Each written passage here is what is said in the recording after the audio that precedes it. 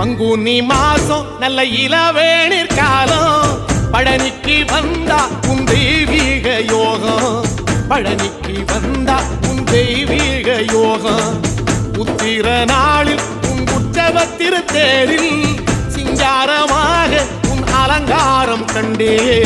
அலங்காரம் காண நான் ஆனந்தமானே கைலாசன் மகராசா உன் வாசல் வந்தேனே குளிரான பன்னீரால் அபிஷேகம் கண்டேனே